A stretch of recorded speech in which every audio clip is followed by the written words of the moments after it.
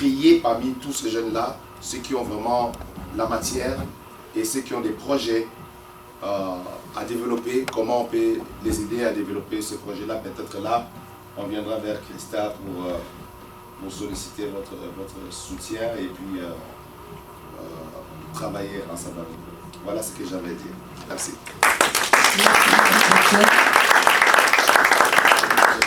Il y a une question, voilà. Il y a une belle idée. Oui. Ok. Comme on le dit tantôt, pasteur, vous m'intéressez.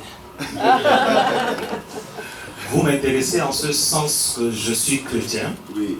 Et puis je travaille dans l'exécution de la peine, donc je suis devant les tribunaux. Oui. J'essaie d'être juste. D'accord? Oui. Je voudrais vous poser la question. Le chrétien Oui. et le business, Oui. est-ce qu'ils font bon ménage?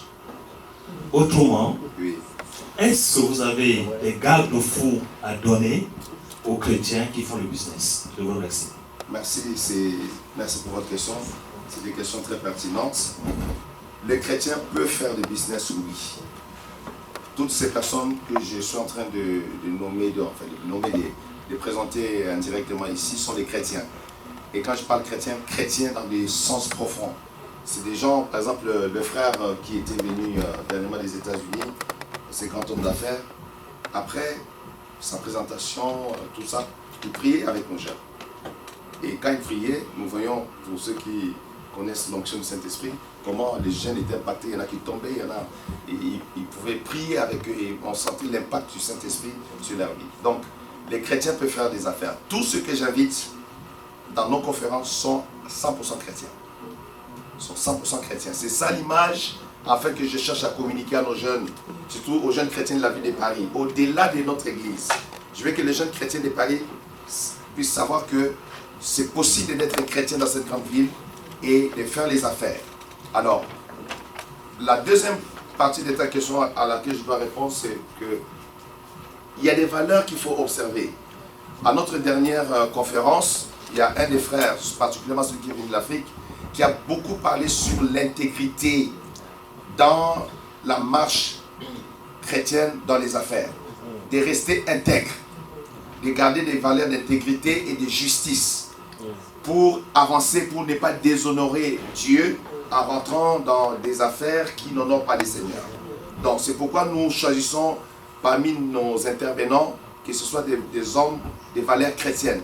Nous ne regardons pas simplement l'aspect où ils ont réussi dans les affaires, mais c'est qu'ils peuvent communiquer justement à nos jeunes en étant des chrétiens solides, des gens qui sont mariés, qui sont fidèles à leurs épouses, qui aiment leurs enfants, parce que je connais ces personnes-là personnellement. Quand je pars aux États-Unis, je suis chez eux à la maison, je suis en famille, donc je les connais. Donc ce n'est pas juste des gens qui roulent avec l'argent, c'est des gens qui ont des valeurs. Donc c'est la valeur de l'intégrité qui est d'abord la première, la justice. Et puis nous avons eu un témoignage d'un jeune qui est de Paris, parce qu'après cette conférence, nous avons eu des jeunes qui sont des jeunes entrepreneurs d'ici de Paris qui ont présenté leurs affaires pendant la conférence. Et parmi ces jeunes-là, il y a un jeune qui a présenté son cas. Il est resté fidèle à ses valeurs chrétiennes. On lui a proposé plusieurs sortes de choses pour qu'il puisse se corrompre. Il a refusé ça. Il a accepté de perdre même certains marchés, mais de rester intègre. Et quand il est resté intègre, Dieu, par sa grâce, lui a donné plus d'opportunités encore. Donc voilà, nous faisons la promotion de ces valeurs-là dans nos conférences de PDG Business. Et nous encourageons ça parmi tous les jeunes et surtout la prochaine édition, nous croyons que ça va être encore plus puissant, plus impactant, parce que nous recevons beaucoup de jeunes, à peu près combien, à peu près, dans les 500 jeunes à cette conférence-là, à peu près, qui viennent non seulement de notre église, mais des différentes églises de la ville ici à Paris. Donc voilà un peu, j'encourage que les chrétiens fassent les affaires, mais qu'ils gardent leurs valeurs chrétiennes en faisant les affaires. Amen. Voilà. Merci.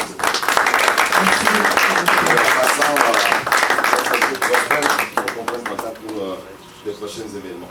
Amen. Merci. Merci à vous. Merci.